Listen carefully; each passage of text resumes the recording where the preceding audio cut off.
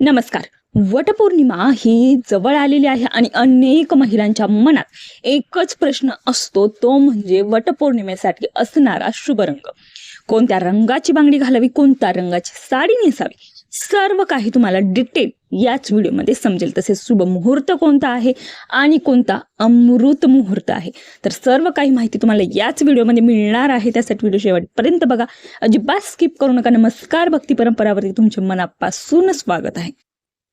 तर वटपौर्णिमा आहे 29 जून 2026 सोमवारी.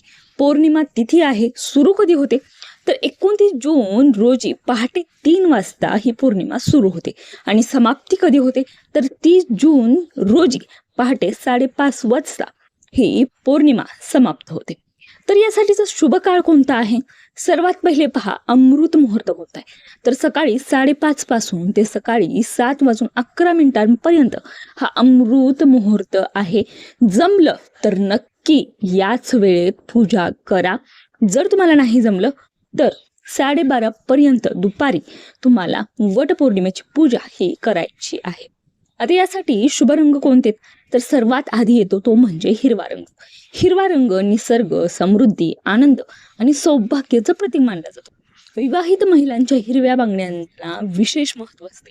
म्हणूनच वटपौर्णिमेला हिरव्या रंगाची साडी किंवा हिरव्या रंगाचे दागिने परिधान करणं शुभ मानलं जातं. यानंतर येतो तो म्हणजे लाल रंग. लाल रंग हा मंगल कार्याचा रंग मानला जातो. कुंकू, सिंदूर, बिंदी या सर्वच गोष्टींमध्ये लाल रंगाला विशेष स्थान आहे. लाल रंग प्रेम, शक्ती आणि अखंड सौभाग्याचं प्रतीक मानला जातो. त्यामुळेच लाल साडी किंवा लाल रंगाचा पदर असलेली साडी तुमच्या वटपौर्णिमेसाठी अत्यंत शुभ आहे. घालणार असाल तर हा रंग शुभ आहे. तिसरा शुभ रंग तो म्हणजे पिवळा. पिवळा रंग भगवान विष्णू आणि गुरुग्रहाशी संबंधित मानला आहे. हा रंग सकारात्मक ऊर्जा, ज्ञान आणि शुभत्वाचं प्रतीक आहे. पूजेच्या दिवशी पिवळ्या रंगाचे वस्त्र परिधान केल्यामुळे विष्णूंची तुमच्यावरती विशेष कृपा राहील. तर हे होते काही विशेष शुभ रंग जे तुम्हाला आता सांगितले: हिरवा, लाल आणि पिवळा रंग. यासोबतच तुम्ही गुलाबी रंगाची साडी घालू शकता. कोणत्या रंगाची नाही घालायची तर राखाडी, काळा रंग आणि फिक्कट कलरचे रंगाच्या साड्या तुम्हाला या दिवशी घालायच्या नाहीयेत.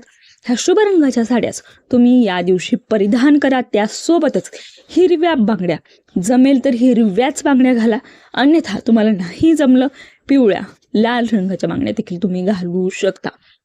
तर लक्षात ठेवा, फक्त रंग परिधान केल्यानेच सर्व काही घडते असं नाही. खरी भक्ती असते श्रद्धेमध्ये, तुमच्या सकारात्मक विचारांमध्ये. मनापासून केलेली पूजा आणि प्रार्थना याला सर्वात जास्त महत्त्व आहे. आता यंदाच्या वटपौर्णिमेला तुमचा काय प्लॅन आहे ते कमेंटमध्ये नक्की सांगा. आणि हा व्हिडिओ जर आवडला असेल तर नक्की लाईक करा. चॅनलला सबस्क्राईब करायला मात्र विसरू नका.